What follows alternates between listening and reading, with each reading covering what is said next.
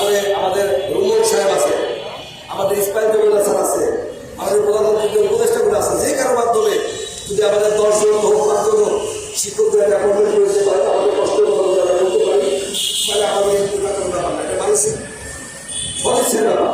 আমাদের প্রধানমন্ত্রী বোঝাইতে পারলে উনি কিন্তু গত বছরের 7ই অক্টোবর বিশ্ব শিক্ষক দিবসের আলোচনা সভায় উনি সরব প্রদানে বলেছিলেন যে অনেক শিক্ষকরা চাকরিকরণ চাইছে, কিছু কিছু শিক্ষকরা দলের প্রতিষ্ঠানগুলো চাইছে। আমরা সরকার ক্ষমতা আসলে আমরা শিক্ষকদের দাবি চলে কমিশন করব এবং সকল দাবি সরকারের সক্ষমতার মাধ্যমে আমরা সমাধান করব। আমরা বলি সরকারের সক্ষমতার মাধ্যমে করব। আমাদের প্রতিষ্ঠান আছে প্রায় 5-6 হাজার, সেখানে অন্তত অর্ধেক প্রতিষ্ঠান এবছরের মধ্যে আমরা বেতন আগামী বছর দিব। আগামী বা একযোগে এই 6-5 হাজার প্রতিষ্ঠান একযোগে করতে, যেগুলো প্রতিষ্ঠান অনেক পুরানো এবং ভালো রেজাল্ট করে সেই প্রতিষ্ঠানকে অগ্রাধিকার দিয়ে আগামী অর্থ বছর আমাদের বেতন দেয়। বাকি যে প্রতিষ্ঠানগুলো আছে পরবর্তী অর্থ বছর বেতন দেয়।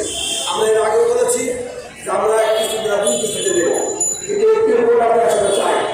এই কথা মনে করি আমরা মাননীয় প্রধানমন্ত্রীর সাথে বসে কথা বলতে পারছি। আমার হিসাবে আমাদেরকে রক্তপাত বন্ধ হয়েছে, মাঠে আন্দোলন করতে গিয়ে অনেক সময় পুলিশের সাথে কাঙ্ক্ষিত ঘটনা ঘটে। আমি একজন কর্মী হিসেবে, একজন শিক্ষক নেতা হিসেবে আমি চাই না যে শিক্ষকরা পুলিশের অনেকবার বাড়ি খেয়েছি, অনেকবার পেপার স্প্রে খেয়েছি, আমরা কারাগারে গিয়েছি। আমাদের বিগত ফ্যাসিবাদ সরকার অনেক অমানসিক নির্যাতন করেছে, আমাদের বেলা বের হয়েছে এবং অন্তর্বর্তীকালীন সরকারের সময় আমরা জলখাবার এবং গ্যাসে আমরা ভোগ করেছি, আমাদের সঙ্গে করা হয়েছে।